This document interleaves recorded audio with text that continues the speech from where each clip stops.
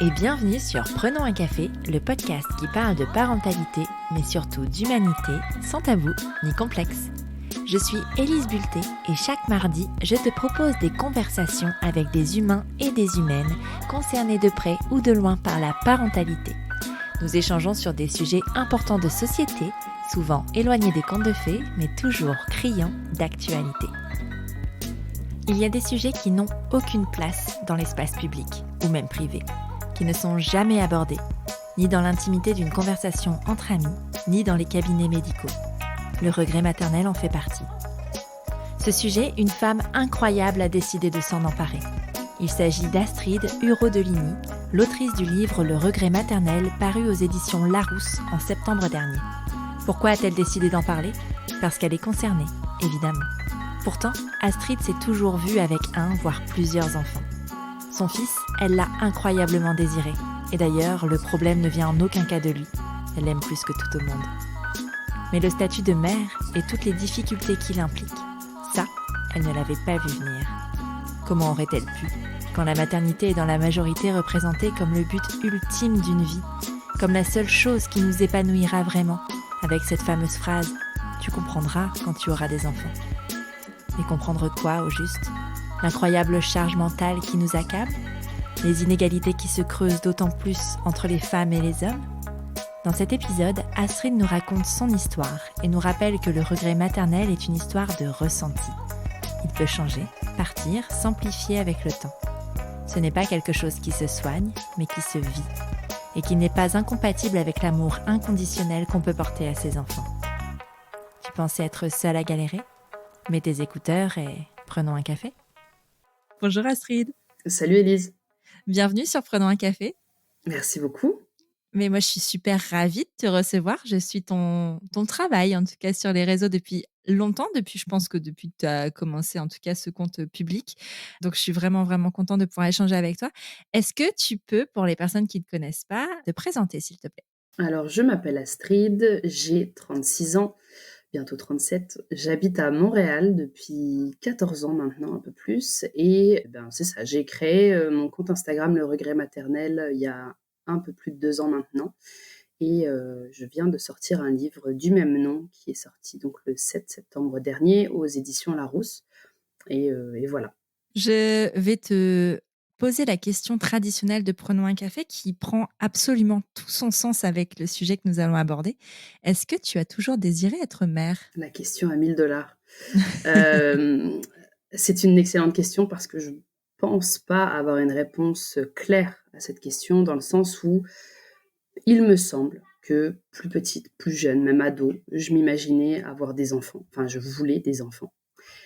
Mais maintenant que j'en ai un et avec toutes les difficultés que je traverse et que j'ai traversées, je suis pas certaine de savoir si c'était un réel désir ou si c'est le modèle familial dans lequel j'ai grandi, l'entourage, la société. Enfin, la société, je sais pas trop, mais en tout cas, mon modèle familial, ça oui, qui, à force de répéter, et encore, est-ce qu'il le disait? Je saurais même pas en fait, mais j'ai toujours eu le sentiment que de toute façon, étant une femme, j'allais me marier et j'allais avoir des enfants. Donc la question ne se posait pas. Maintenant, je pense qu'au fond de moi, oui, j'avais sûrement un désir, mais c'est très difficile en fait de me replonger dans l'avant-enfant parce que j'ai tellement évolué depuis, mon cerveau a tellement changé. C'est dur de se rappeler l'avant, mais je pense que étant à l'aise avec les enfants, aimant les enfants, je devais justement un peu fantasmer ça, me projeter, m'imaginer, câliner un enfant, mais sans me rendre compte du tout de ce que c'était réellement que d'être parent versus s'occuper d'un enfant pendant 1 heure ou 2, quoi. C'était pas donc le désir, je sais pas en fait répondre, totalement clairement à cette question. Mais tu vois, c'est marrant parce que dernièrement, je fais pas mal la distinction dans mes échanges, de dire en fait, tu as le devenir mère et tu as avoir un enfant. C'est pas la même chose. Et moi, j'ai l'impression qu'en fait, avant de devenir mère, on a surtout envie d'avoir un enfant. Mais on Ouais, n'a ouais, aucune idée de ce que c'est que de devenir mère et je crois qu'on le questionne pas vraiment, le devenir mère. exactement. Ouais, et René Grezard en parle très bien d'ailleurs dans son dernier livre, Choisir d'être mère, que j'ai adoré, vraiment. Je pense que c'est des questions que les nouvelles générations, en tout cas, qui sont pas encore parents, qui s'apprêtent à le devenir, vont peut-être plus se poser que nous, dans nos générations, d'il n'y a pas si longtemps que ça, mais quand même qui se questionnaient pas du tout. Mais du coup, comment c'est arrivé dans ton histoire? Est-ce que tu as vraiment suivi le schéma, le fameux schéma traditionnel du mariage enfant dans ton Ouais. couple et dans Ouais, ton ouais, schéma? ouais. Ouais, parce que j'ai rencontré mon mari, ça va faire 10 ans à la fin de l'année. On s'est mariés en mai 2016 et notre fils est né en juin 2018. Donc, ouais, il y a eu ce schéma. Moi, je voulais me marier, c'était par tradition, j'avoue, surtout parce que, oui, tu vois, je suis catholique, mais aujourd'hui, je suis plus pratiquante. Les valeurs catholiques, pures, j'ai envie de dire, me parlent, mais maintenant, en fait, je me dis surtout que c'est des valeurs humaines, hein, le partage, la bienveillance et cetera. Tu pas besoin d'être catholique pour avoir ces valeurs-là, mais voilà, enfin, pour moi, ça fait plus partie de mon quotidien et mon mari, lui, on se serait pas mariés, il s'en fichait complètement en fait. On l'a fait aussi parce que ça nous permettait de rassembler nos familles, de faire la fête. On habitait quand même, on a fait ça en France, mais on habitait déjà loin, donc c'était ouais, la bonne occasion de rassembler tout le monde et de fêter notre amour en fait, en quelque sorte. Mais je pense que si on ne s'était pas mariés, j'aurais culpabilisé par rapport à ma famille.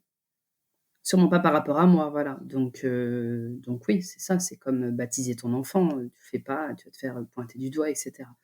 Donc oui, il y a quelque chose en toi qui fait que, finalement, moi, je me rends compte que parfois, il y a des choix que je fais. Est-ce que ce sont des réels choix ou est-ce que c'est parce qu'on me l'a tellement, rabâché, c'est devenu un peu une sorte de lavage de cerveau, inconscient que, ben, tu le fais, mais sans questionner, en fait. Et parfois, c'est frustrant de se dire: «Eh, attends, j'ai 36 ans et puis je suis pas encore capable de penser par moi-même». C'est quand même con. Donc voilà, c'est encore aujourd'hui, il y a des choses, je me dis: «Est-ce que je pense ce que je pense parce que je le pense ou parce qu'on m'a dit de le penser?» C'est très philosophique cette petite phrase, mais c'est vraiment ça et c'est fatigant, en fait, c'est très fatigant. C'est une construction en fait, par rapport au regard d'autrui. C'est pas du tout une construction de: «OK, qu'est-ce que je veux moi? Quels sont mes profonds désirs?» Et en même temps, si je vais enfin, j'aimerais aller dans une direction potentielle, mais c'est tu te poses toujours la question de: «Qu'est-ce qu'on va penser de moi Ah oui. si je fais ce choix-là?»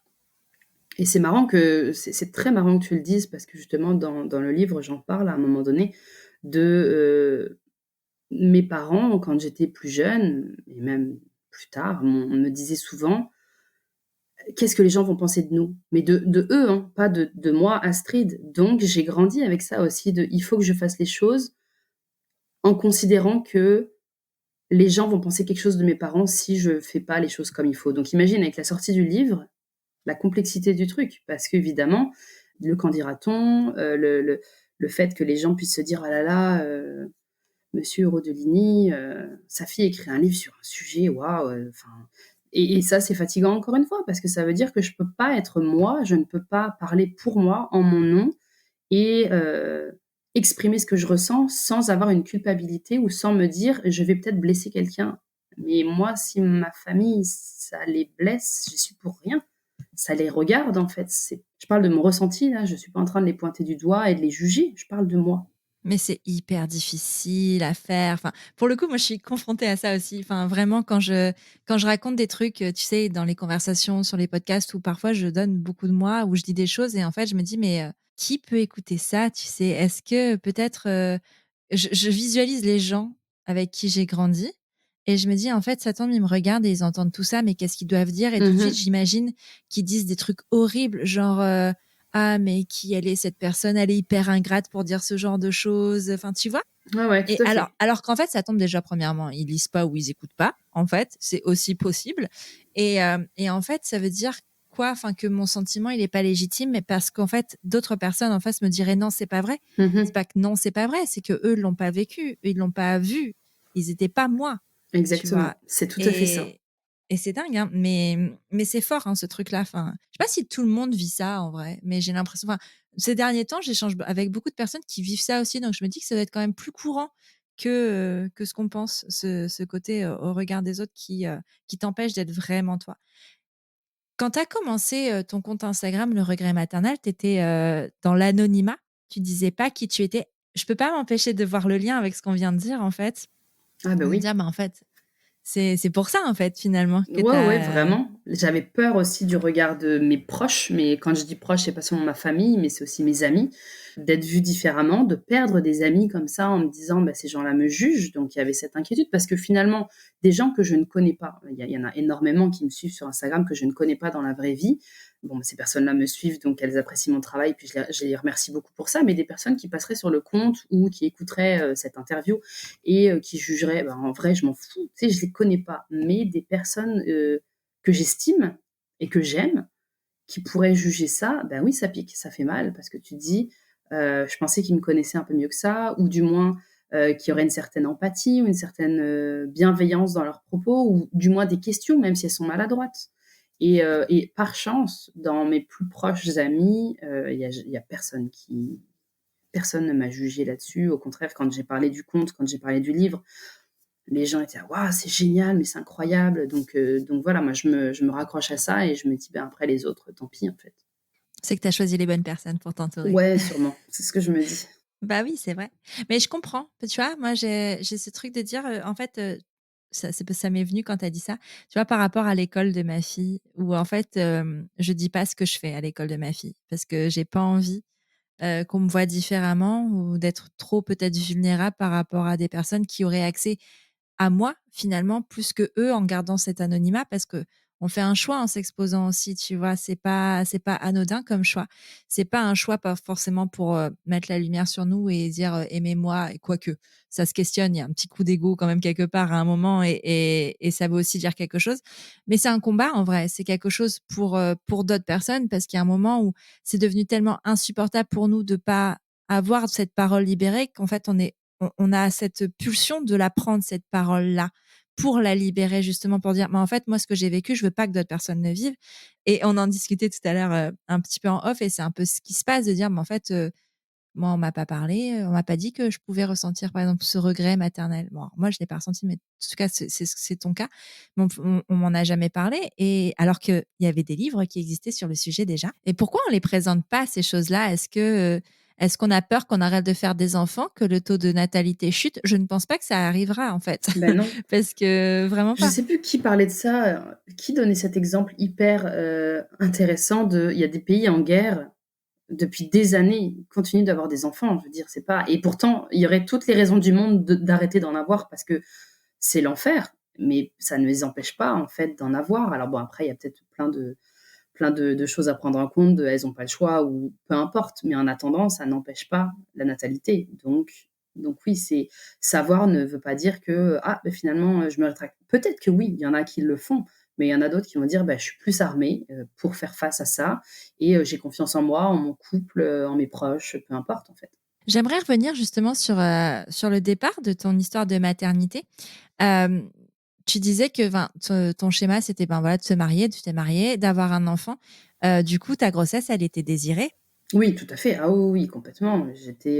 Quand j'ai appris que j'étais enceinte, j'étais, heureuse et en même temps stressée parce que je me suis dit: «Ouh là là, là maintenant il y a une perte de contrôle totale. Je ne sais pas comment mon enfant va se développer à l'intérieur de moi». Enfin, je me le disais pas avec ces mots-là, mais je pense qu'inconsciemment il y avait un ressenti intérieur qui me disait: «OK, là on déconne plus. Là c'est parti et là tu es en train de faire quelque chose de grand, tu es en train de créer la vie, on plaisante plus là». Donc il y avait cette peur que je pense tout le monde plus ou moins ressent de se dire: «OK, là ça y est, c'est concret, ça commence». Mais en même temps, oui, il était clairement désiré cet enfant, bien sûr, ouais, ouais. Ta grossesse s'est bien passée? Ouais, très, très Est-ce qu'elle bien. était, conforme à tes attentes? En tout cas, à ce qu'on avait pu te dire et à ton imaginaire? Je pense que c'était mieux. C'était mieux Ah que ouais? ce que bah, oui, parce que moi, souvent, j'entendais: «Ah, je suis pas bien, j'ai des nausées», enfin, j'entendais justement beaucoup de trucs qui donnaient pas envie et pourtant ça m'a pas empêchée, hein, ça revient à ce qu'on disait, ça m'a pas empêchée de tomber enceinte. Mais j'étais en forme physique, j'étais sportive, je le suis beaucoup moins aujourd'hui, ça m'attriste beaucoup. Mais c'est ça, j'étais, relativement bon, j'avais pas un corps d'athlète non plus, mais je pense que ça a énormément joué sur ma condition physique à le vivre le mieux possible. J'ai eu quelques petits désagréments, mais qui étaient totalement insignifiants face à ce que d'autres pouvaient, vivre. Enfin, moi, j'ai une phobie de vomir incroyable et c'était ma plus grosse crainte, d'avoir des nausées et de vomir. Ça, c'était vraiment ma plus grosse crainte et rien de tout ça, rien. J'avais quelques nausées, mais tout à fait gérables et voilà, enfin, j'ai travaillé jusqu'à une semaine avant d'accoucher. Bon, mon fils est arrivé plus tôt que prévu, donc ça, j'avais pas planifié, mais j'étais en forme quand même jusqu'à 36 semaines, j'allais au bureau encore, enfin, je aucun souci. Je continue à faire du sport, de façon évidemment adaptée, mais ouais, ouais, non, j'ai à refaire, je referais tout pareil. En prenant les petits désagréments, aucun problème. Ouais, bah, non, mais c'est ça. Mais je voulais juste préciser parce que ça peut, titiller un petit peu qu'on dise: «Beh, je suis allée travailler jusqu'au machin». Au Québec, le congé maternité n'est pas du tout la même, Non. chose qu'en France. C'est une configuration différente, c'est-à-dire c'est sur tu me dis si je me trompe, mais sur 1 an, c'est ça? Et tu peux t'arrêter quand tu veux, c'est ça? Bah, en fait, en gros, c'est ça. Alors je connais plus les règles exactes, mais dans le régime québécois d'assurance parentale, il y a 2 systèmes, enfin 2 choix que tu peux faire. Je saurais plus te dire par cœur le nombre de semaines, mais moi, j'avais choisi le 18 semaines de congé maternité et 32 semaines de congé parental. Généralement, les nouvelles mères prennent ce congé dans son entièreté. Je connais pas non plus les pourcentages, mais il y en a aussi qui vont partager le congé parental avec le deuxième parent pour justement, gérer ça, à 2. À refaire, je te garantis que je prendrai mes 18 semaines de maternité et que je partagerai, équitablement avec mon mari le congé parental pour qu'on soit tous les 2 sur un pied d'égalité, en fait.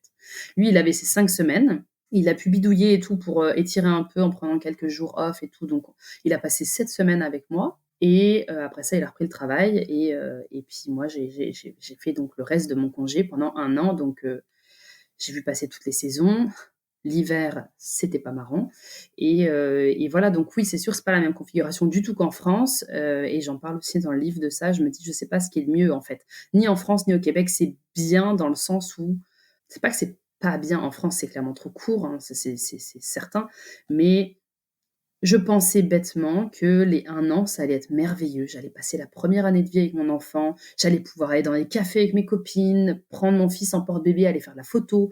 Mais rien s'est passé comme ça, en fait. Rien du tout. Donc la désillusion. J'ai cru me casser la figure de 10 étages, en fait. Ça a été, d'une violence extrême parce que je me sentais terriblement seule. Je n'osais rien faire, je n'osais pas sortir, quand il faisait -20, n'en parlons même pas, heureusement, j'avais des amies, qui étaient mamans aussi en même temps que moi, qui m'encourageaient en me disant: «Viens Astrid, mais on va t'aider, t'inquiète pas». Donc ça, c'était, mon village, ces filles-là, c'était mon village à ce moment-là parce que sans elles, je pense que je serais restée encore plus recluse, en fait. Ça aurait été horrible.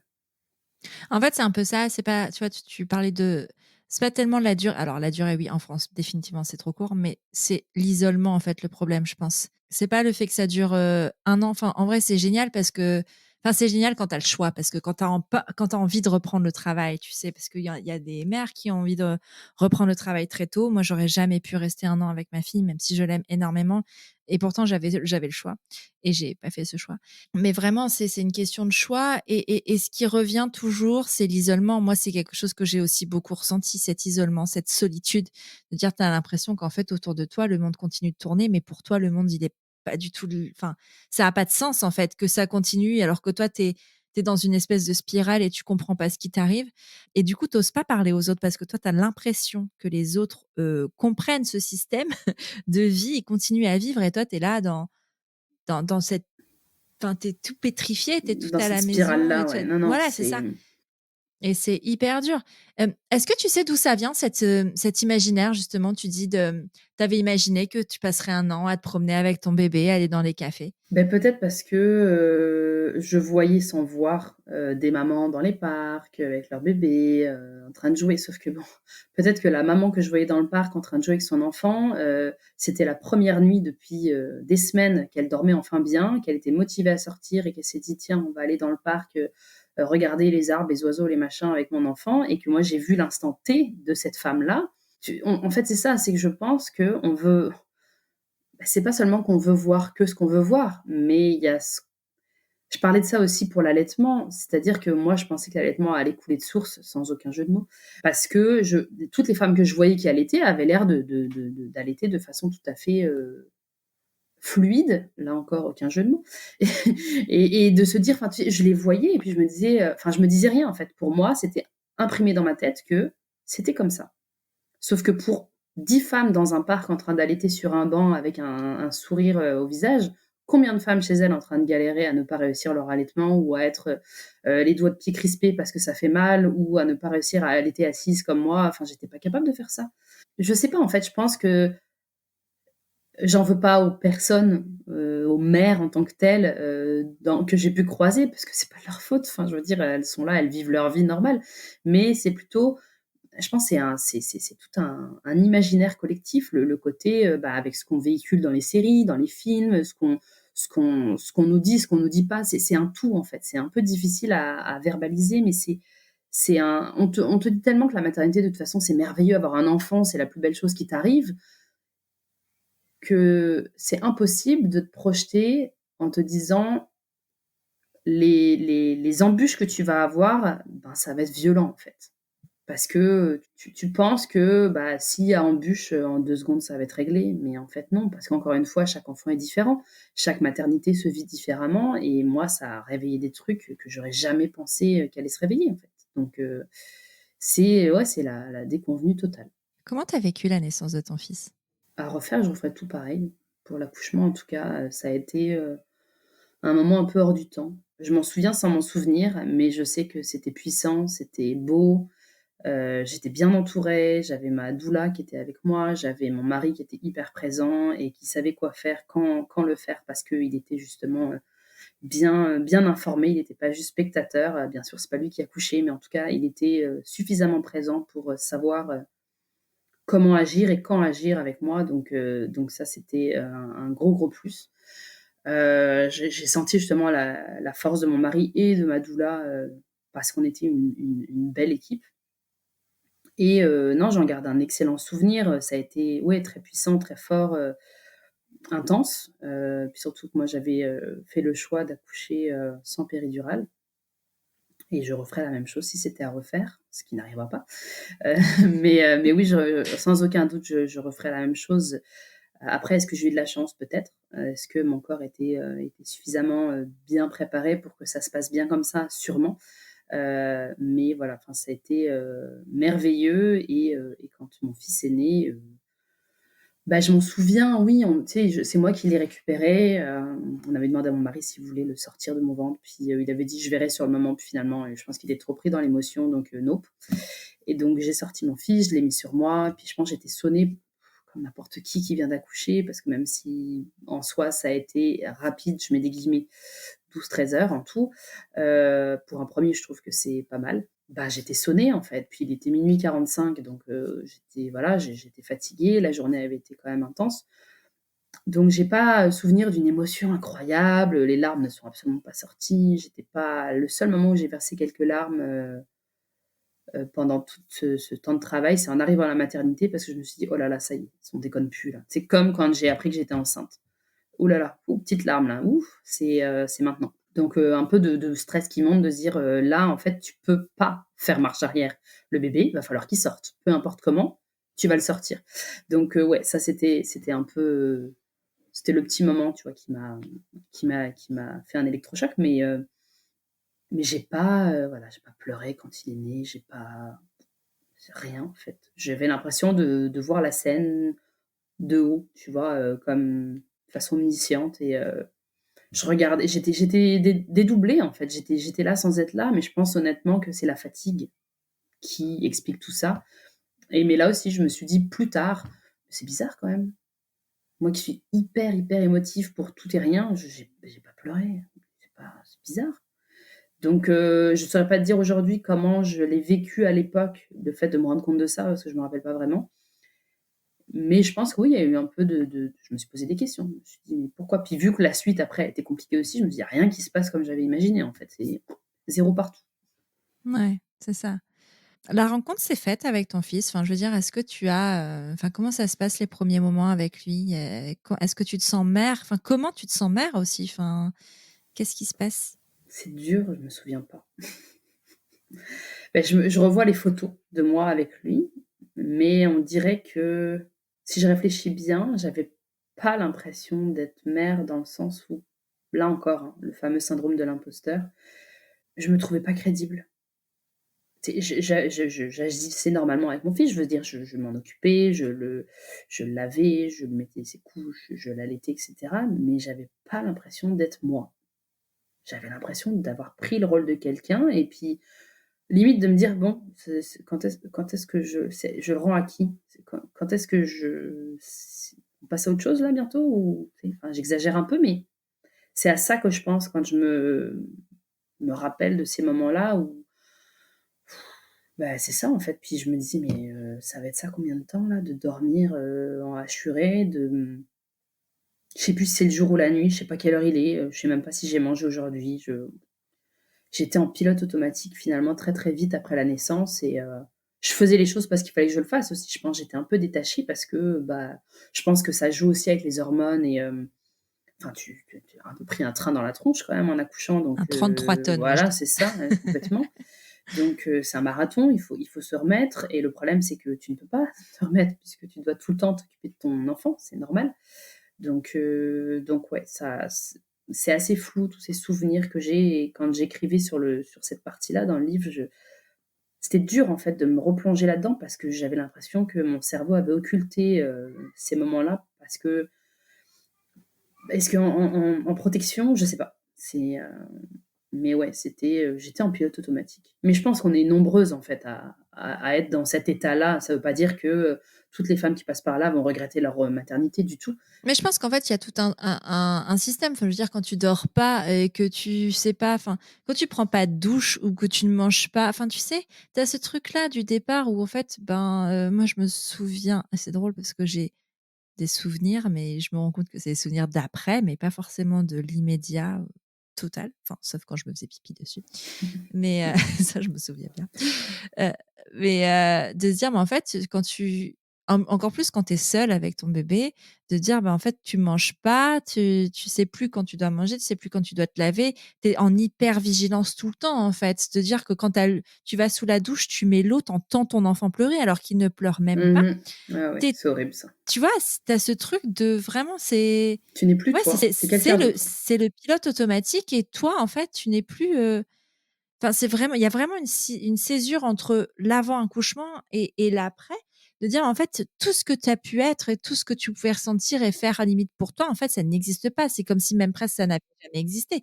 Tu dis: «Mais enfin, aujourd'hui» Et c'est ça qui est très violent. ouais. C'est très, très violent parce que, bah, tu as aucune idée, on te prévient pas suffisamment. En tout cas à l'époque, du changement au-delà du changement corporel. Moi, mon corps, je m'en foutais. En fait, c'était clairement pas ça mon problème. Enfin, et encore, je sais que j'ai eu de la chance et je mets encore une fois des guillemets.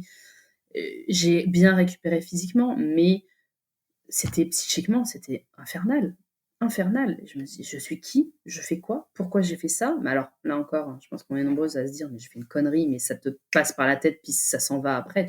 C'est pas quelque chose qui reste, moi, c'est pas à ce moment-là que je me suis dit, c'est heureusement, enfin heureusement, ça doit arriver, mais je me suis pas dit: «OK, je regrette là maintenant, puis ça va être comme ça toute ma vie». Mais c'est vrai que tu te dis: «On était bien là à 2. Qu'est-ce qu'on est venu foutre à à vouloir un enfant alors que notre vie, elle était, tranquille?» Et là, on a voulu la pimper, de façon assez intense et violente. Donc ouais. Comment tu définirais, ou même comment tu définis tout court, pas de conditionnel, le regret maternel? Alors ça, c'est la question qui revient souvent quand on me la pose et j'essaye toujours je pense qu'à un moment donné, j'aurai la définition parfaite. Mais c'est bien, ça te permet de la C'est travailler. ouais. Alors c'est en fait, ce qui est hyper important et ce que je veux signaler en premier, c'est que c'est à ne pas confondre avec la dépression du postpartum. La dépression du postpartum, elle se soigne. C'est une dépression, c'est une maladie, elle se soigne par les antidépresseurs, mais pas que, parce que les antidépresseurs, c'est une béquille. La thérapie, je pense que c'est vraiment ça qui aide. Moi, en tout cas, c'est ça qui m'a aidé à en sortir. Le regret maternel, c'est un ressenti, c'est quelque chose qui est, en nous et qui peut fluctuer, au fil des années et qui peut disparaître aussi à un moment donné parce que, le travail sur soi, parce que, plein de choses en fait, ça c'est propre à chacune, mais, le regret maternel, c'est ça tu peux, vivre avec toute ta vie. Il peut aussi partir à un moment donné. Moi, je j'ai aucune idée de ce que l'avenir me réserve là-dessus. Par contre, ce qui est hyper important, à dire, c'est qu'il y a 2 ans, je le subissais, ce regret. Aujourd'hui, j'apprends à vivre avec et ça fait une grosse différence. parce que je me sens beaucoup plus en confiance. Oui, c'est pas marrant tous les jours, surtout quand ça te revient en pleine face de te dire: «Ah oui, c'est vrai, punaise. Et là là, avoir su, j'aurais pas eu d'enfant». Mais oui, c'est vraiment, c'est un ressenti. C'est pas quelque chose qu'on choisit. Je me suis pas levée un matin en disant: «Tiens, si aujourd'hui j'allais regretter d'être mère et ça pour toute ma vie». Non, faudrait être complètement barjot pour faire ça. Enfin pour décider ça, ça n'aurait aucun sens. Donc voilà, c'est ça. Après, dans cette définition, je rajouterais, parce que souvent on vient m'écrire en me disant: «Mais comment savoir si je regrette?» Une seule question, très simple: «Si c'était à refaire, est-ce que tu aurais un enfant?» Si ta réponse est non, tu ta réponse à ta question, en fait. C'est tu regrettes ton rôle. Et enfin, moi, j'insiste vraiment sur regretter le rôle parce qu'évidemment, il y a toutes sortes de regrets. Il y a des gens qui disent: «Je regrette mon enfant». Et je ne juge aucunement parce que tu peux regretter ton enfant pour plein de raisons qui sont propres à toi. Moi, je parle vraiment du rôle de mère parce que mon fils n'a rien demandé à personne. C'est tout comme moi, j'ai pas demandé à naître, hein, mais bon, à ce moment-là, on remonte jusqu'à la préhistoire. Mais, mais c'est ça, c'est vraiment mon fils n'a rien demandé. C'est pas lui que je regrette en tant que tel. Je ne regrette pas d'être sa mère. Je regrette d'être mère. C'est pas la même chose parce que c'est tout ce que ça implique d'être mère que je trouve beaucoup trop lourd à porter. C'est épuisant, mais évidemment, à ça viennent s'imbriquer mon histoire familiale, qui je suis en tant qu'Astrid, en fait, qui je suis. Et en fait, je me suis rendu compte après la naissance de mon fils que j'étais quelqu'un qui avait besoin d'avoir vraiment du temps pour soi, d'avoir et que j'ai beaucoup de difficultés avec le bruit. Et ben, mon fils qui est tout le temps, tout le temps, tout le temps, tout le temps une pile électrique, ben, il y a des moments où j'ai l'impression que ma tête, elle va exploser, en fait. Et après, je sais que c'est un enfant, c'est normal, il a 4 ans, voilà, il vit, hein, heureusement qu'il vit. Mais ça veut pas dire que parce qu'il a 4 ans, je dois forcément tout accepter dans sa façon d'exprimer sa joie ou sa colère, et cetera. Et c'est là où ça devient très difficile. Donc voilà. Mais c'est vraiment, répondre à la question: «Si c'était à refaire, est-ce que tu choisirais d'avoir un enfant?» Et je me permets d'ailleurs de développer un tout petit peu là-dessus. Il y a des personnes, dans ma famille qui m'ont écrit en me disant: «Bah, j'ai lu ton livre et tout», mais ça pour elles, ça reste compliqué de comprendre la différence entre regretter son rôle de mère et regretter son enfant, et aussi de se dire: «Mais ton enfant, il est là aujourd'hui, comment tu peux te dire que si c'était à refaire, tu l'aurais pas?» Je sais pas, j'aurais pas mon fils, lui, parce que c'est sûr, il existe aujourd'hui. Et l'autre variante que j'ai trouvée, et je pense que je l'ai lu quelque part, quelqu'un qui a dû me l'écrire en commentaire ou je sais plus, et que je trouve extraordinaire, c'est: «Si j'avais l'opportunité de vivre une seconde vie, dans cette vie-là, je choisirais de ne pas avoir d'enfant». Je pense que ça aide plus les gens à comprendre que c'est pas mon fils, en fait, le problème, c'est ce rôle-là. Donc si je pouvais revivre une nouvelle vie, bah, dans cette vie-là, j'aurais pas d'enfant, en fait. Et puis, en fait, c'est compliqué parce que c'est pas la personne en tant que telle, tu vois? C'est pas ton fils, c'est pas Mais non, l'enfant, c'est pas c'est l'être ça. qu'il est, c'est, enfin, je veux dire, parce que s'il existait pas, tu saurais pas, tu vois? Je saurais pas tout ça, ouais. Bah, Il voilà, y aurait c'est d'autres choses à guérir qui seraient enfouies en moi, et lui, grâce à lui, d'une certaine façon, j'ai grandi, mais comme jamais j'aurais grandi en si peu de temps. exactement. Tu sais, c'est comme quand on parle d'avortement et qu'on personnifie déjà l'embryon qui est avorté. C'est un peu la même chose en projetant des choses sur lui, en disant que, ben, oui, potentiellement, peut-être que s'il était né, ça aurait été un être génial, c'est pas la question. Il n'empêche que ça n'a pas existé. Donc pourquoi imposer enfin, cette souffrance supplémentaire, cette vision-là sur quelque chose qui n'est pas?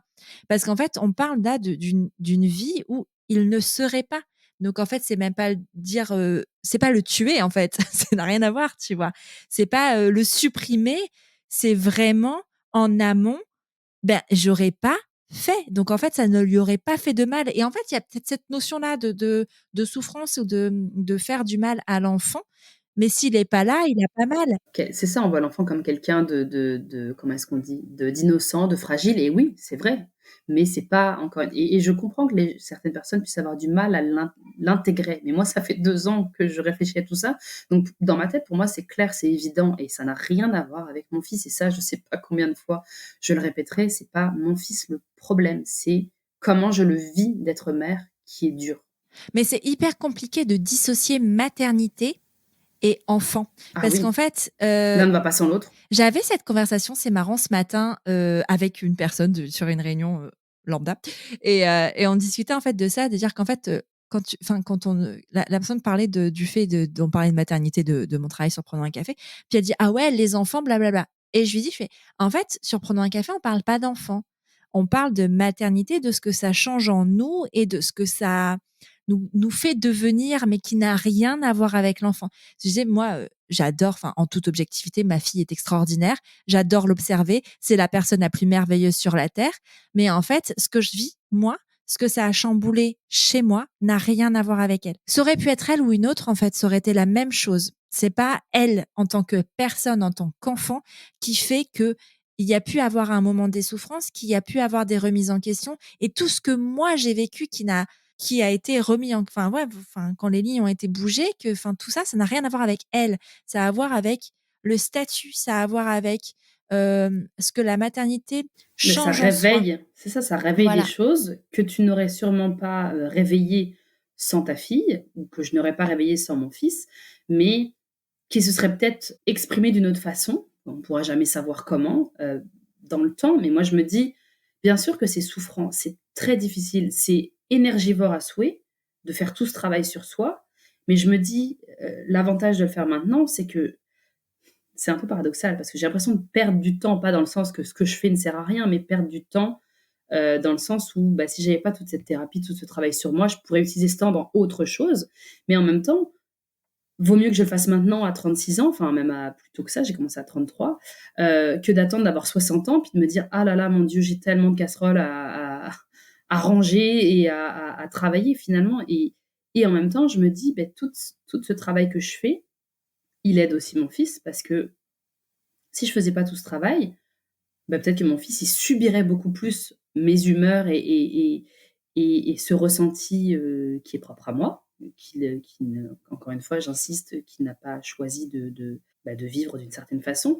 Et plus je m'y prends tôt dans sa petite vie à lui, plus notre relation, j'ai espoir, vraiment très fort, sera bonne et meilleure que si je faisais pas toute la démarche. Donc, et c'est ce que je dis dans le livre aussi, c'est que grâce à lui, je travaille sur des choses que j'aurais peut-être jamais travaillées sans qu'il soit là. Donc, c'est là aussi tout ce paradoxe, c'est de se dire, à refaire, je n'aurai pas d'enfant, mais en même temps, aujourd'hui, quand je vois les bénéfices, mais je mets des guillemets au mot bénéfice parce que ça en est sans en être, cette confiance en moi retrouvée, en tout cas, je travaille beaucoup là-dessus, cette estime de moi aussi.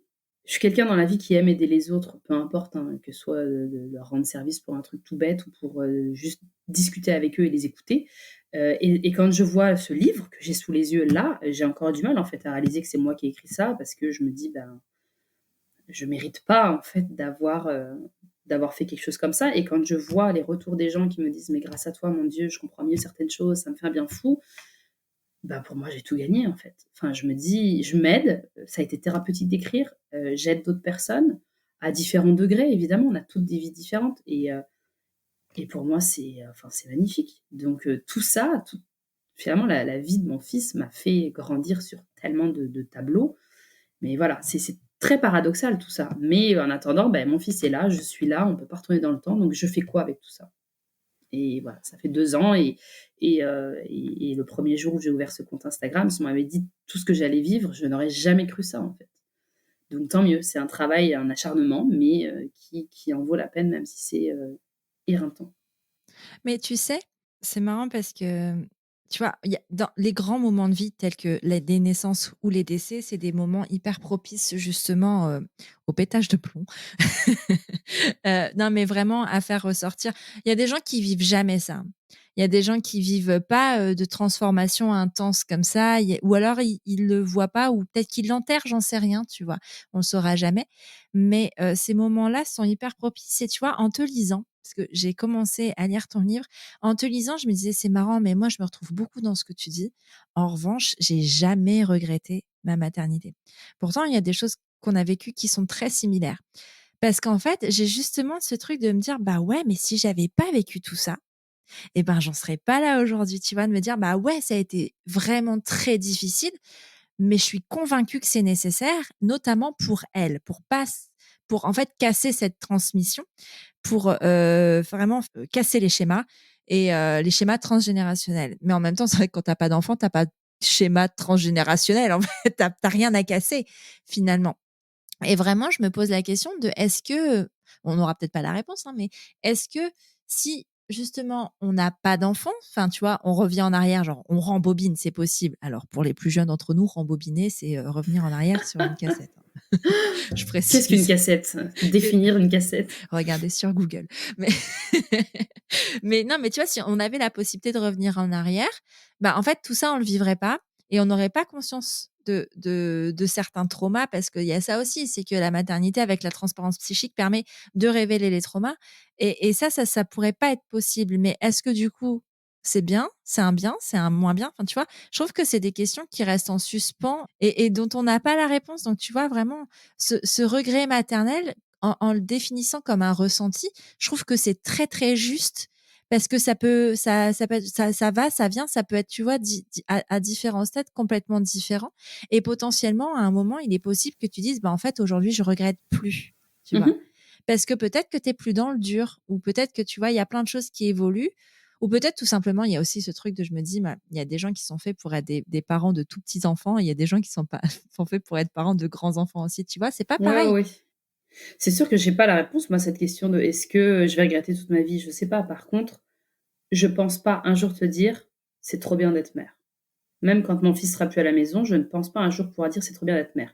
Je pourrais te dire: «Je suis super heureuse d'être la mère de mon fils», mais être mère, ce que ça implique, je trouve que c'est horrible, en fait. C'est horrible. Être père, ça a l'air plus cool.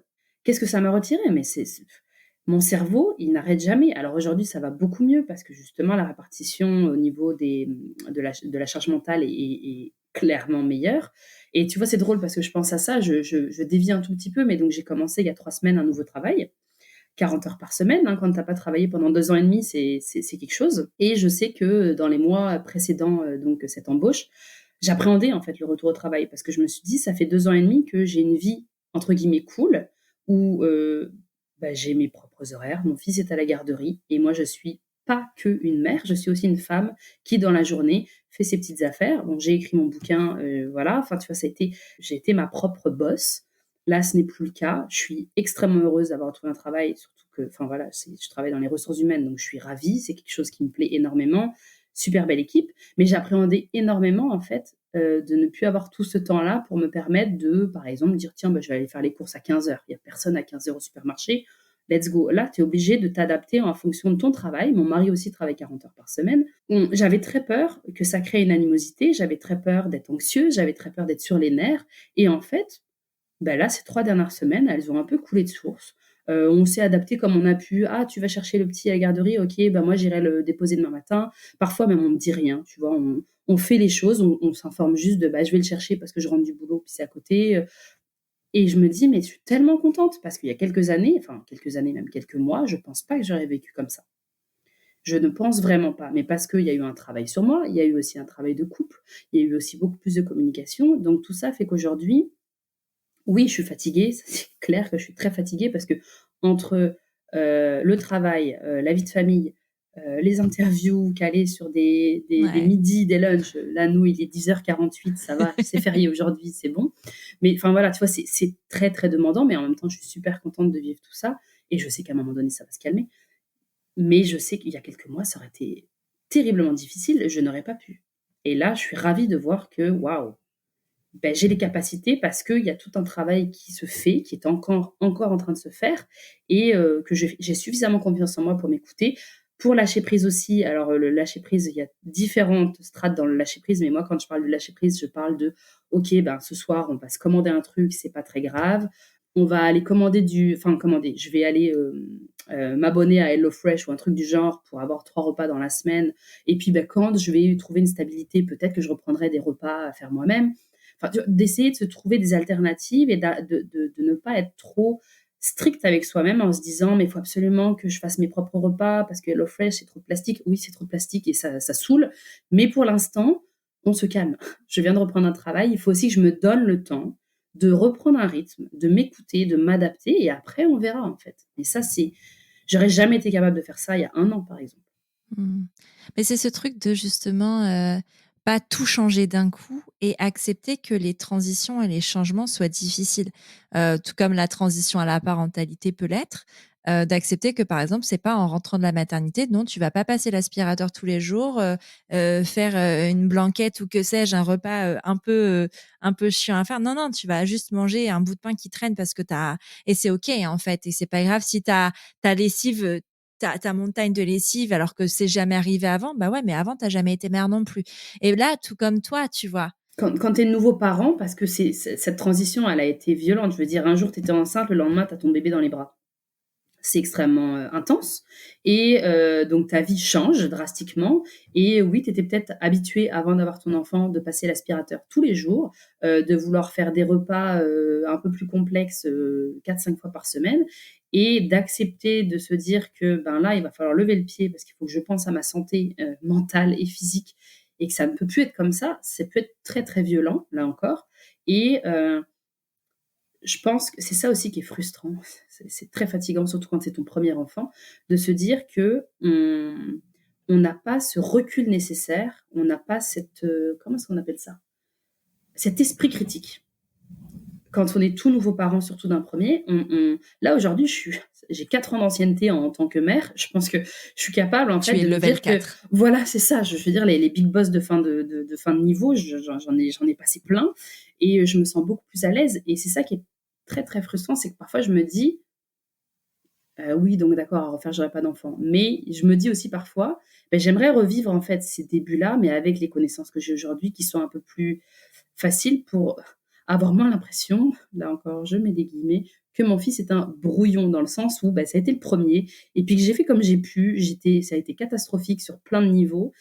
Et là, oui, si demain j'avais un deuxième, alors ouais, je dis pas que je serais pas fatiguée, hein, je pense que je serais crevée, mais j'aurais sûrement beaucoup plus de facilité à comprendre certaines choses, à lever le pied sur d'autres, parce que je Ouais, à sais te lâcher la grappe, en fait, un peu. complètement.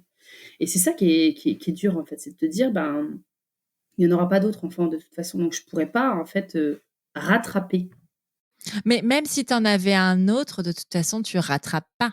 Non, non, Parce que ce non, que tu mais vis avec un deuxième enfant, c'est pas la même chose, tu vois? Puis tu as toujours, de toute façon, moins de temps à accorder à un deuxième. Enfin, tu vois, il y a de te toujours réconcilier peut-être ouais, avec tout ça, peut-être. un petit peu, tu vois? Ou en tout cas de se dire: «Ah de réaliser que t'es pas nul. T'es pas nul, que oui, tu as les capacités, c'est juste que, là, tu es déjà passé par là, tu connais les tu sais où est-ce qu'il y a des mines, tu sais où est-ce que ça risque de péter et donc tu es capable de dévier ça ou du moins de mieux l'appréhender parce que tu l'as vécu dans ta propre chair, en fait. Donc Ouais, mais tu tu vois, je sais pense que c'est facile d'avoir ce recul-là quand on dort déjà. ah oui, oui, Tu oui, vois? Non, ça mais tu vois ce que je veux dire? C'est que à ce moment-là, est-ce que tu tu tu es vraiment en capacité, même en ayant les informations, d'avoir le recul nécessaire? Franchement, je ouais, suis c'est pas pas sûr. sûre. Non, non, c'est pas sûr. C'est vrai que comme tu dis, là, aujourd'hui, je dors bien. Je touche à peine l'oreiller que je suis plus là, et je dors toute la nuit. Je touche du bois pour que ça dure. On a la chance d'avoir un enfant, mais je pense que c'est parce qu'il est tellement speed et tellement intense et tellement, Il tellement s'épuise pile tout électrique. seul. Voilà, c'est ça. Donc tant mieux, en fait, hein. Pour ça, moi, je suis presque contente parce que je me dis: «Si je devais, mettre une chose en priorité, c'est le sommeil». Parce que si tu ne dors pas, je dirais pas que tu es foutu, mais en tout cas, ça va pas, quoi. C'est hyper dur de bien vivre ta vie si tu dors pas et c'est pas pour rien que c'est utilisé comme instrument de torture, hein, Non, mais d'empêcher de c'est ça. dormir parce que Mais c'est violent. c'est ce truc-là que j'ai lu dans ton livre et je me suis dit: «Mais je le dis tout le temps cette phrase». C'est vrai, le manque de sommeil, c'est un moyen de torture assez impressionnant qui est utilisé depuis la nuit des temps et en fait, toi, tu vis ça en toute tranquillitude, et c'est censé être normal et en plus, on te pose 1000 fois la question si tu es assez compétent pour que ton enfant dorme alors que ce n'est absolument pas de ton fait. C'est quand même assez incroyable. Ah oui, c'est frustrant. J'ai une question pour toi. Est-ce que tu as l'impression, en reprenant par exemple ce job, à plein temps, est-ce que tu as l'impression de te retrouver toi? OK, oui. J'arrête pas de dire à mes collègues: «Mais je suis trop contente, je suis super motivée, je suis trop contente, je suis super motivée». C'est vraiment drôle parce que je pense qu'ils doivent me prendre pour une cinglée. Dire: «Mais elle est intense elle aussi», mais parce que c'est ça, je me dis puis faut prendre aussi en considération qu'on a passé 2 ans et plus en pandémie. Ce n'est malheureusement pas terminé, mais ça va quand même mieux aujourd'hui. Il y a moins de restrictions, moins de choses compliquées. Et donc, c'est ça, c'est d'avoir l'impression de retrouver un semblant de vie normale, guillemets au mot normal, parce que c'est ça, j'ai l'impression de sortir en fait d'une espèce d'énorme brouillard et de dire ça y est, ah, grand soleil. Alors bien sûr, oui, ça vient avec des difficultés, c'est-à-dire que ben, je me couche plus tôt parce que je suis crevée de ma journée.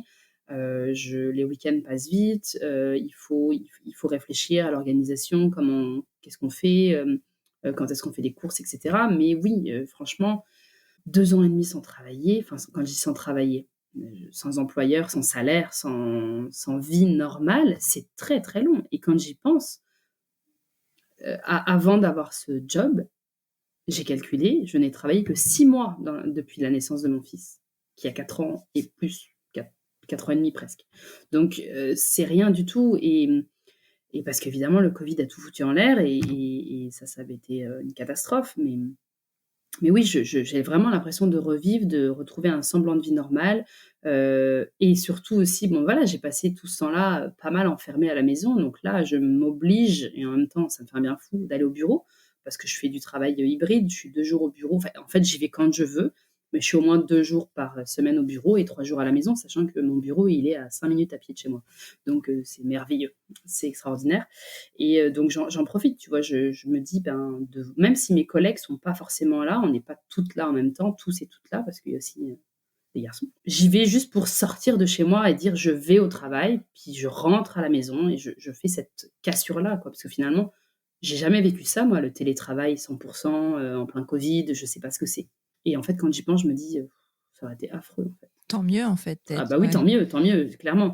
Mais en même temps, oui et non, parce que je me dis, moi, j'aurais aimé garder mon ancien travail aussi à l'époque que j'adorais. Donc, tu sais, C'est lié à ta maternité, ou c'est lié au Covid, le fait Ah non, c'est le que... Covid. Je Ouais, c'est Covid. travaillais dans le divertissement. Ah Pour oui. tout te dire, je travaillais pour le Cirque du Soleil, donc c'est une Ah, merveilleuse entreprise. J'ai passé 3 ans là-bas et voilà, quand le Covid est arrivé, tous les spectacles se sont arrêtés. Donc, moi, j'étais coordonnatrice au département des costumes et voilà, enfin, du jour au lendemain, c'était fini. Donc, ça, je ne l'avais pas vu venir, hein, mais en même temps, on a été, si je dis pas de bêtises, 95% à perdre notre travail sur 4000, 5000 personnes, je pense, je sais plus. Donc, ça a été d'une violence sans nom parce que moi, dans ma tête, je me voyais vieillir dans cette entreprise. Et voilà, faire le deuil a été dur, mais bon, bah, le deuil est fait. Et puis là, je travaille toujours dans le domaine du divertissement et je suis ravie, en fait. Tu vois, j'ai tourné la page. Tu sais, je suis passée à un autre chapitre de ma vie et voilà, je suis vraiment très, très contente de tout hmm, ça. carrément.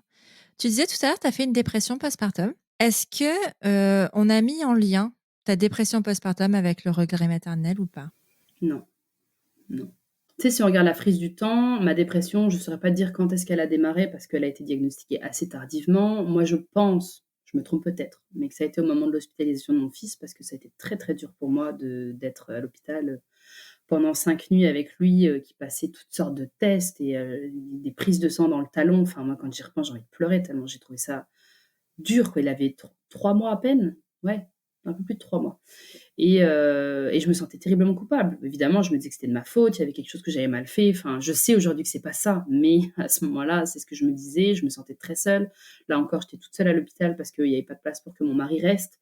Donc, il venait nous voir dès qu'il pouvait après le travail, mais les nuits, j'ai passé toute seule. Enfin, ça a été éprouvant, comme jamais. Donc je pense vraiment que ça a débuté à ce moment-là, déjà que j'avais accumulé beaucoup de fatigue et puis le stress de perte de poids et cetera. Pour mon fils, hein, pas pour moi. Donc voilà, donc ça c'était, septembre 2018 et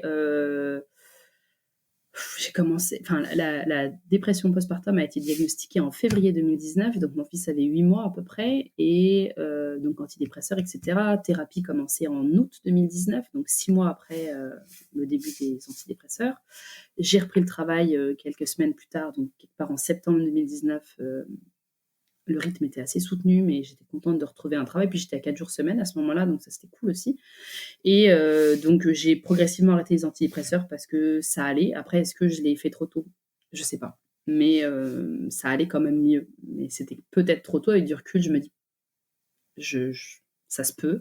Mais bon, j'en avais parlé avec mon médecin, il m'avait bien dit comment réduire progressivement pour pas que le sevrage soit violent. Et donc voilà, après tu vois, donc septembre 2019, tu calcules mars 2020, le Covid qui arrive, et je pense que ça, est-ce que sans le Covid, j'aurais vécu ça comme aussi violemment? Je sais pas, aucune idée, mais le Covid, c'est venu ça a été une énorme claque dans la figure. Alors je sais qu'on a tous très très mal vécu, hein, je sais très bien que je suis pas la seule.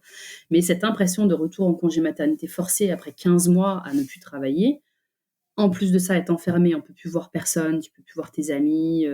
En plus, à ce moment-là, en mars, c'était dégueu la météo. Enfin, c'est déprimant à souhait.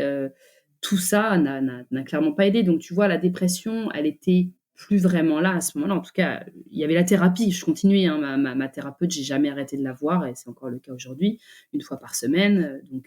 Donc, même si, admettons que j'ai arrêté les antidépresseurs trop tôt, la thérapie, elle est bien, tu vois, ça, je me sentais quand même mieux. Et évidemment, avec le Covid, je me rappelle les premières séances, je pleurais tout le long, quoi. C'était, à ce moment-là, j'avais envie de mourir. C'était, je me suis dit: C'est pas une vie. J'ai pas signé pour ça. Personne n'avait signé pour le Covid, hein, clairement. Si quelqu'un l'a fait, qu'il vienne me voir et que non, ça va pas aller. Mais non, c'est ça, c'est donc tu vois, ça a été comme il y a eu toute une, tu sais, si tu regardes la frise du temps, il y a vraiment eu tout un processus. Est-ce que si j'avais pas fait de dépression postpartum, j'aurais pas regretté? Je pense pas que ça aurait été aussi simple que ça. Est-ce que j'aurais pu ne pas regretter malgré une dépression? Je pense pas non plus. Ça, c'est parce que encore une fois, c'est mon histoire, c'est ça qui ressort. Donc mon histoire qui ressort, la place de la femme dans la société, une fois qu'elle devient mère, le féminisme, enfin tout ça, toute cette claque en fait énorme qui t'arrive dans la figure, de toute cette réalisation de: «Oh la vache, OK, finalement, tu penses être féministe et tu l'es clairement pas, ou en tout cas clairement pas comme il faudrait», parce que tu as l'impression en fait, tu sais, on parle souvent du dark web en disant que voilà, tu as un penchant au web normal. Ben là, c'est pareil en fait. Une fois que tu deviens mère, oh là là, tu as l'impression de rentrer dans un monde que on t'en a jamais parlé. Tu sais pas, et tu arrives à tâtons avec ta torche, puis là tu as les les anciens au fond qui disent: «Viens, n'aie pas peur, c'est dégueulasse, mais viens». Tu sais, donc c'est je sais pas du tout pourquoi je parle de ça, mais en tout cas, moi j'ai beaucoup Je vois, mais d'images qui me c'est viennent dans drôle. la tête, et beaucoup de métaphores. Moi, je suis très bonne pour ça. Ouais, je pense qu'on est plusieurs dans ma tête parfois. Mais enfin voilà, c'est très. Ouais. Tu peux faire une dépression sans regretter. Bah, bien sûr, c'est ça, mais oui, bien sûr. Mais à quel moment, toi, tu poses le mot regret? Alors, la première fois que j'en entends parler, c'est au travers du compte de Fiona Schmidt sur Instagram, donc son compte Bordel de mer, en juin 2019. J'ai une capture d'écran dans mon téléphone, hein, je pense quand même la date, c'est 14 juin 2019, un an moins un jour avant l'anniversaire de mon fils. Et je vois qu'elle parle du livre d'Orna Donat, qui à l'époque n'était pas encore traduit. Et je fais une capture d'écran de cette story. Mais est-ce qu'à ce moment-là, dans ma tête, je me dis: «Ah, c'est ce que je ressens?» Non, je pense pas. C'est juste que j'aime lire, que ça faisait déjà un an que j'étais mère, et que je commençais doucement, tu sais, avec les podcasts et cetera, à m'intéresser plus à tout ça, à comprendre des choses, et je me suis dit: «OK, je me garde ça en tête, puis à un moment donné, j'irai l'emprunter à la bibliothèque ou l'acheter, peu importe», mais généralement, j'emprunte plus que j'achète. Mais ça a allumé un petit truc dans ma tête, ça, c'est sûr. Et cette story-là, je l'ai retrouvée beaucoup plus tard dans mes captures, en fait, quand je triais mon téléphone, j'ai: «Ah là là, c'est vrai ça». Donc j'ai emprunté le livre, mais il n'était pas encore traduit en français, et bien que je parle tout à fait bien l'anglais, à ce moment-là, ma tête, déjà, il y avait pas beaucoup de place pour réfléchir. Alors, lire en anglais, j'avais du mal à me concentrer, et j'ai dû lire 15 pages, et j'ai dit: «Bon, je vais attendre qu'il sorte en français», puis voilà. Et je l'ai vraiment lu justement, je pense que c'était, début du Covid, en fait. Début du confinement, où il venait de sortir au Québec en janvier 2020, tu vois? En français, on en avait parlé dans la presse, et je m'étais dit: «Bon, ben, voilà, je vais l'emprunter». Je sais plus trop, en fait, je pense que je l'ai même carrément acheté en e-book là, dans ma liseuse, parce que je voulais l'avoir sous la main, facilement. Donc je saurais pas dire à quel moment moi je me suis dit: «C'est exactement ça». Je pense que ça a été avant de le lire déjà, je soupçonnais, mais j'étais pas capable d'exprimer avec des mots pourquoi ça me parlait autant. Et en lisant le livre, ça ça ça, ça m'a ouvert les yeux sur mille choses, en fait. Tout ce qui pouvait être raconté dedans, je me reconnaissais beaucoup dans certains propos, et voilà, enfin, ça a vraiment été une grosse claque. Ce livre, ça a été une révélation pour moi, mais la première fois que j'ai prononcé le mot, je pense que justement, c'était pendant le premier confinement. J'ai dit à mon mari, en fait, j'ai dit: «Non, mais en fait, refaire, je referai pas. Je regrette ce rôle-là, c'est horrible». Et évidemment, à ce moment-là, j'étais très, très, très, très mal. Le premier confinement, c'était horrible. Donc je pense que j'étais vraiment dans le creux de la vague, mais bien, bien moche. Donc mon mari, peut-être qu'à ce moment-là, lui, il s'est dit: «Bon, de toute façon, je vois bien que ça va pas», donc il est resté un peu, bête, en fait. Je pense qu'il a dû se dire: «Ben, elle est juste fatiguée», et puis il restait un peu, il tombait des nues finalement. Il a pas trop compris, mais on n'a jamais vraiment reparlé beaucoup dans les mois qu'on suivit. Tu vois, quand j'ai créé mon compte Instagram en août 2020, je lui ai parlé de ce compte, en janvier de l'année d'après, donc janvier 2021, et j'avais l'impression de lui mentir, de lui cacher un truc, j'aimais pas ça, en fait. Et comme il savait ce que je ressentais, quand j'en ai parlé, ça m'a fait rire parce qu'il m'a dit: «Bah, je sais très bien que tu regrettes». Je dis: «Non, non, mais ça, c'est moi, en fait, derrière ce compte». Ah, mais il est pas du tout réseaux sociaux, donc pour lui, bah, pas qu'il s'en foutait, mais tu vois, il a rien laissé paraître. C'est comme: «Bah, tant mieux si ça te fait du bien», tu vois? Puis donc après, évidemment, quand je lui parlais de l'écriture du livre et cetera, quand on m'a contactée, en septembre 2021, il m'a encouragée. En fait, j'aurais pas eu ces encouragements, je sais pas si je l'aurais fait, parce que si j'avais eu quelqu'un à côté de moi qui me dit: «Mais tu veux pas écrire un livre là-dessus? Mais c'est nul», ça aurait été très dur, tu vois? Donc son soutien par rapport à ça, même s'il ne ressent pas du tout la même chose que moi, pour moi, il est primordial. Sans ça, je pense que je vivrais beaucoup moins bien aujourd'hui. Finalement, le soutien des proches est extrêmement important. Ouais, c'est clair. Mais justement, dans ton couple, quand tu as commencé à parler de regrets, quand vous avez parlé de regrets, pardon, est-ce qu'il l'a compris, ce que tu ressentais? Je sais pas, parce qu'on a on avait beaucoup de difficultés à communiquer. Lui, c'est pas quelqu'un qui parle énormément. Moi, au contraire, je suis quelqu'un qui parle beaucoup, qui a besoin d'extérioriser énormément. Comme on en tu sais, on s'est jamais assis, il m'a jamais dit: «Bon, vas-y, on s'assoit, on prend un verre de vin, explique-moi parce que j'ai du mal à comprendre». Absolument pas. Donc je pense que c'est à force que moi je lui en parle, puis avec la thérapie qu'on fait à 2 aussi, que la compréhension et le soutien non verbal finalement, le soutien émotionnel, c'est beaucoup plus mis en place, en fait. Et ce qui fait que je pense aujourd'hui on est beaucoup plus soudés, c'est parce qu'il y a plus ce manque de avant j'avais un peu l'impression qu'on était comme 2 personnes qui s'occupent de leur enfant, mais qui se comprennent pas. Et parce qu'on n'était pas capable on parlait pas la même langue finalement. Ça donne vraiment cette impression-là. Et là, la thérapie a beaucoup aidé, et puis bon, je pense qu'il voit aussi que j'arrive à tu vois? Tout n'est pas parfait, hein, clairement pas, mais je le sens beaucoup plus réceptif à ce que je peux vivre, et j'ai tendance aussi beaucoup plus l'écouter quand il me conseille sur certaines choses par rapport à notre fils. Lui, il a une patience que je n'ai pas, bon, qui est parfois mise à rude épreuve évidemment, mais avant, c'est comme si j'acceptais pas qu'on me donne des conseils, surtout lui. Je dis: «Attends, quand même, je sais comment je fonctionne, c'est bon». Je suis beaucoup plus, à l'écouter, même si parfois enfin voilà, tu vois, il y a moins d'orgueil, moins de l'ego va un peu se tasser, et je trouve que c'est hyper important parce que c'est comme ça qu'on arrive à fonctionner ensemble, et c'est ça aussi qui permet qu'ils comprennent un peu plus ce que je ressens. Mais la thérapie, puisqu'on est obligé de communiquer et que je parle plus ouvertement au thérapeute, forcément, ça mûrit dans sa tête, sans que je lui dise à lui directement, tu vois, il le comprend plus, donc ça aide beaucoup, c'est sûr. Ouais, c'est plus facile quand tu passes par un tiers, justement. Parce que tu te sens peut-être, enfin, la parole, elle est pas dite directement à toi, donc tu te sens moins impacté. Ça fait peut-être moins mal sur des paroles, en tout cas, qui pourraient l'être. Est-ce que tu sais ou est-ce que tu penses qu'il t'en a voulu de regretter? Oui, et je lui en veux pas qu'il m'en ait voulu, mais je pense que oui, même s'il le dira peut-être jamais avec des mots, mais le simple fait que je veuille pas d'autres enfants, pour lui, c'est difficile, en fait. Mais il me l'a quand même bien expliqué. Pour lui, c'est pas je sais pas trop comment le retranscrire, mais là, si demain je disais: «Go, on a un autre enfant», peut-être pas qu'il me dirait: «Oui». Je pense que ce qui est dur pour lui, c'est de savoir que la porte est complètement fermée. Ça veut pas dire que si elle était entrouverte, on aurait forcément un deuxième. Peut-être que lui dirait: «Bah non, tu as raison, finalement, un, c'est bien». C'est l'idée que c'est sûr qu'il y en aura pas d'autres. En tout cas, pas avec moi. Et comme il m'aime, bah, tu sais, il va pas me laisser, il m'aime. Mais en même temps, c'est dur pour lui. Il le dit, et je pense que c'est ce que je l'ai écrit à peu près comme ça dans le livre, c'est il se sent pris entre le marteau et l'enclume. C'est complexe. Donc c'est pas quelque chose qu'on va aborder tous les jours en prenant notre café, tu vois? C'est vraiment pas, c'est je dirais pas que c'est tabou, mais on en a parlé en thérapie. La porte a été ouverte sur la discussion, on l'a refermée. Puis si on a besoin de la rouvrir, on la rouvrira, mais je pense pas que ce se fera en dehors de la thérapie, parce que c'est très sensible. Et puis moi, ça me fait de la peine aussi, parce que je me dis: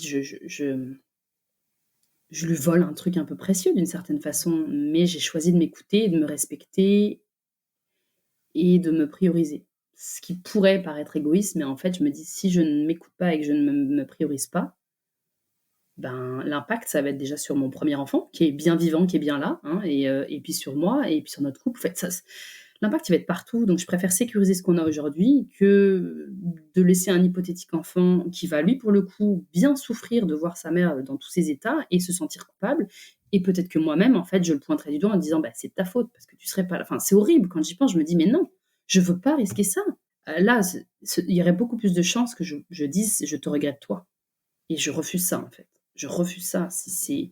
Donc oui, c'est dur, mais en même temps, comme je le dis, je me suis fait avoir une fois, mais pas deux. Bah, en fait, c'est compliqué parce que tu vois, quand tu as envie d'un enfant, il y a rien qui t'arrête vraiment, mais quand tu as vraiment pas envie d'en avoir un, il y a rien qui va te pousser à le faire non plus.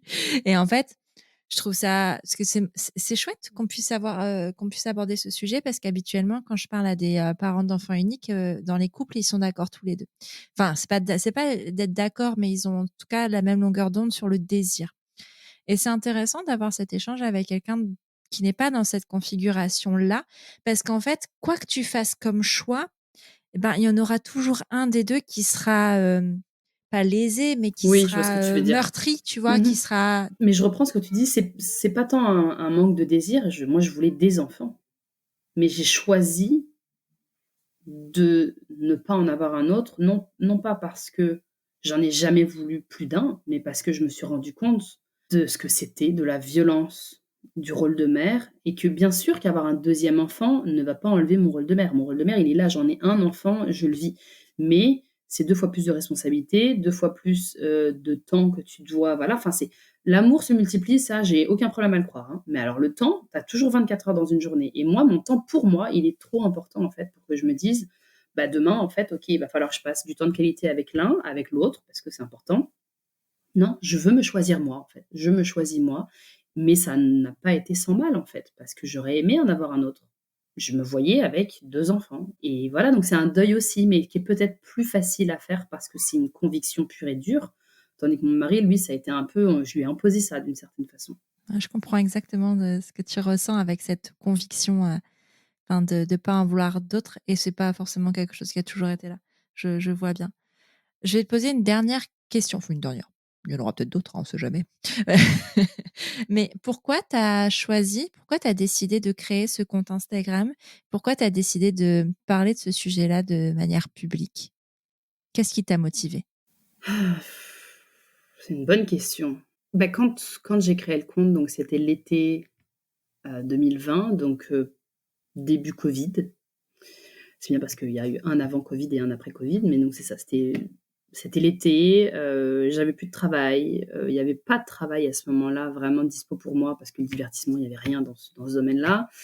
J'ai toujours eu besoin de faire quelque chose, en fait et rester à la maison, regarder Netflix ou lire des bouquins, sachant qu'en plus, j'aurais pu me dire: «Eh, je vais dans des cafés», non, j'ai pas d'argent, enfin, j'ai un pauvre chômage, qui me non, j'ai d'autres dépenses plus importantes à faire, donc il fallait que je m'occupe et en même temps, j'avais déjà parlé justement à Madeleine du compte Postpartum ta mère, pardon, de mon envie d'écrire, de mon envie de développer, tout ça et elle m'avait vivement encouragée. Donc ça m'a aidée en fait parce qu'elle-même me disait la création de son compte, ça a été très thérapeutique et moi je me disais: «OK, je vois, une psy, mais peut-être qu'écrire va me faire aussi beaucoup de bien».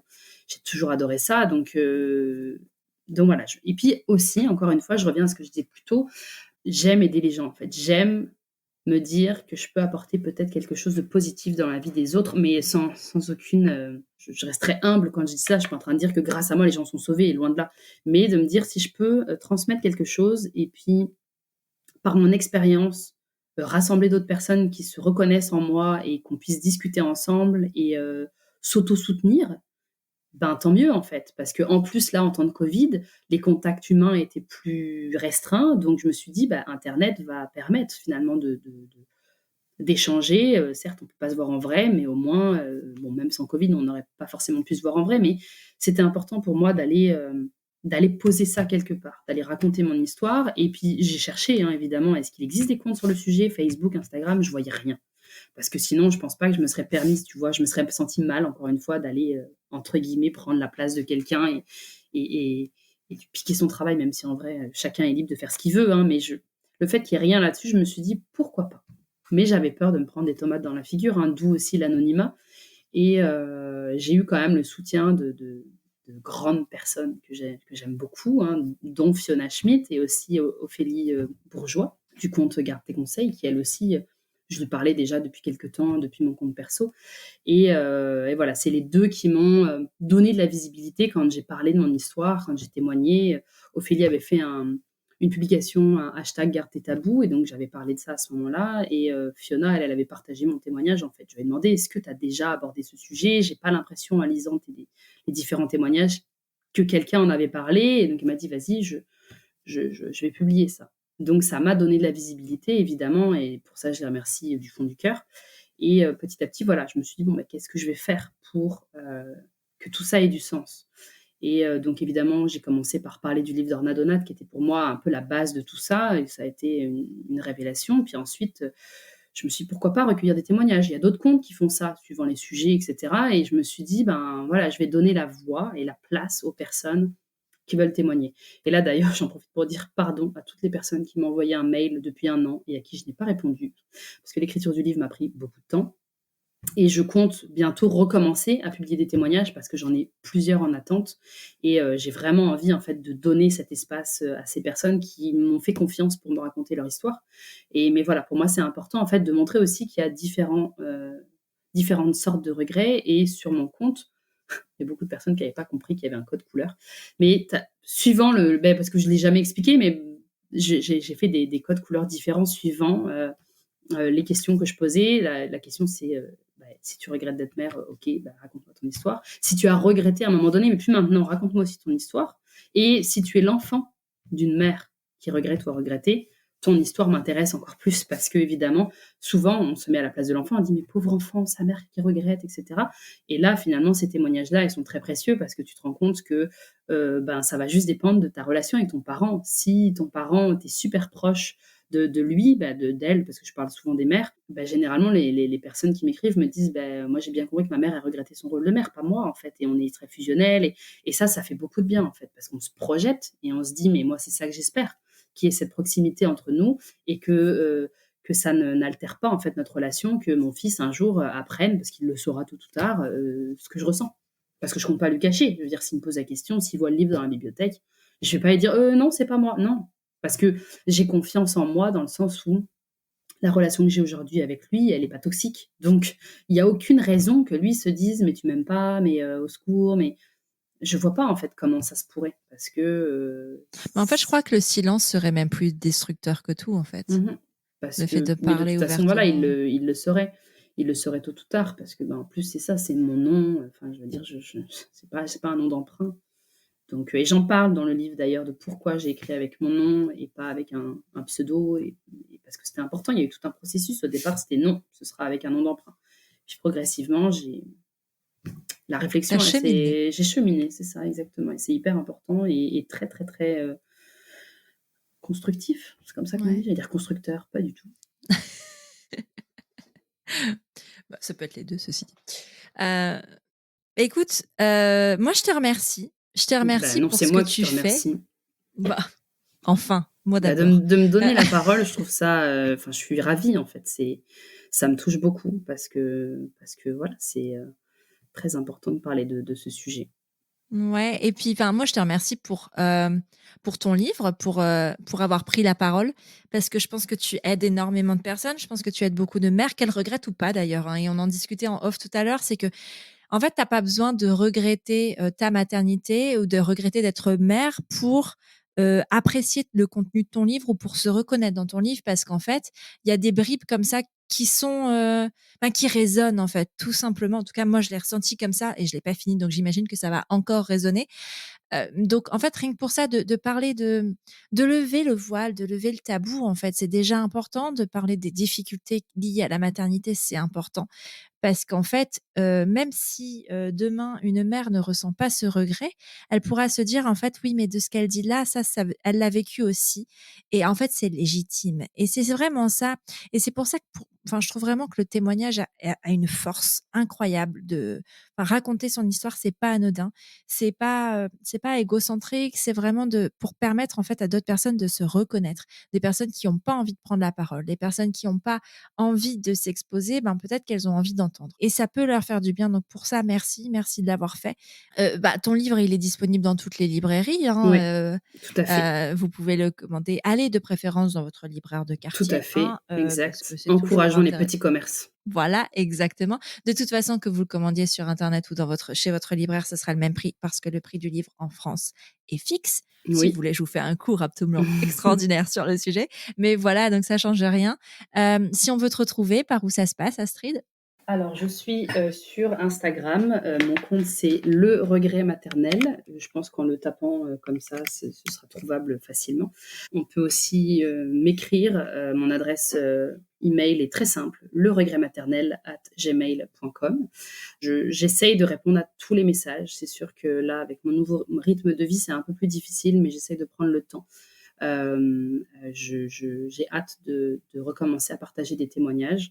Mais voilà, le livre, pour toutes les personnes qui le liront, et d'ailleurs j'en profite pour dire c'est très important, comme tu le disais si bien, en fait on peut le lire sans regretter sa maternité, et je pense que ce qui est important aussi dans cette lecture, c'est qu'on peut donc ne pas regretter, mais avoir les outils pour accompagner quelqu'un dans son entourage qui regrette en se disant « Ah, j'ai lu ce livre, puis peut-être ça pourrait te faire du bien pour tel ou tel sujet ou tel chapitre, ou peu importe en fait, c'est de la culture générale peut-être, je ne sais pas comment le dire, mais en tout cas peut-être que ça permettra à des personnes de déceler en fait chez leurs propres amis des bribes qui pourront les aiguiller en fait, puis leur dire ah tiens, voilà, je peux te conseiller tel livre ou tel compte Instagram, et puis voilà. Ouais. Carrément. Tu sais que je reçois moi beaucoup de messages de personnes qui me disent ça, qui me disent en fait je suis pas mère ou j'ai pas d'enfant, mais en fait ton travail ça me permet de mieux comprendre mes amis ou ma famille et de pouvoir plus les accompagner. Et c'est exactement ça en fait. C'est vrai que c'est pas juste un travail qui est dédié aux personnes concernées, c'est un travail qui est pour tous, pour qu'en fait dans cette société on soit un peu plus soutenants les uns envers les autres et qu'on puisse s'apporter les clés quand on peut les avoir. Et le fait de juste voir toi ton livre dans un rayon en fait de libraire, dire en fait le regret maternel en grand, dire en fait ok ça existe, et potentiellement même juste sans lire ou sans l'acheter, dire en fait peut-être que c'est ça que mon amie elle vit. Et tu vois, c'est des petits, le fait que ça existe c'est important déjà, donc merci de l'avoir fait exister. Merci beaucoup à toi, et puis j'espère que c'est ça, cet épisode aura fait du bien aux personnes qui ont écouté, et que ce soit des personnes qui regrettent ou pas en fait. Ouais, complètement, j'espère aussi. Moi je pense que oui. Merci Astrid, à bientôt. Merci beaucoup Élise, à bientôt. Voilà, c'est terminé pour ce nouvel épisode de Prenons un café. Je te remercie d'avoir écouté jusqu'au bout, et s'il t'a plu, je t'invite à le partager sur tes réseaux sociaux, à tes amis dans la vraie vie, bref, au plus grand nombre. Après ça, tu peux aussi envoyer un max de love à Prenons un café sur Apple Podcast. C'est hyper simple. Tu ouvres ton appli Apple Podcast sur ton iPhone, tu vas sur Prenons un café, et tu descends tout en bas. Là, tu mets le nombre d'étoiles que tu souhaites, au choix 5, et tu écris ce que tu veux dans la section Avis. Par exemple, le 18 septembre, Julie et les petits pois écrivaient « J'ai découvert ce podcast un peu par hasard au début de l'été, et j'ai écouté tous les épisodes avec beaucoup de bonheur et d'émotion. Merci et bravo Élise pour ce merveilleux contenu, toujours juste, passionnant et bienveillant. » Merci mille fois Julie d'avoir pris le temps d'écrire ce message qui me touche énormément. Bon, et puis si tu n'as pas Apple Podcast, tu peux toujours parler de Prenons un café autour de toi, ça ne mange pas de pain et ça fait toujours plaisir. Tu es sur Prenons un café, le podcast qui parle des sujets de parentalité, mais surtout d'humanité, sans tabou ni complexe. Je te retrouve mardi prochain, et oui, mardi prochain, pour un nouvel épisode. Abonne-toi à Prenons un café sur ton appli de podcast préféré pour ne rien manquer. D'ici là, prends bien soin de toi. Autour d'un café.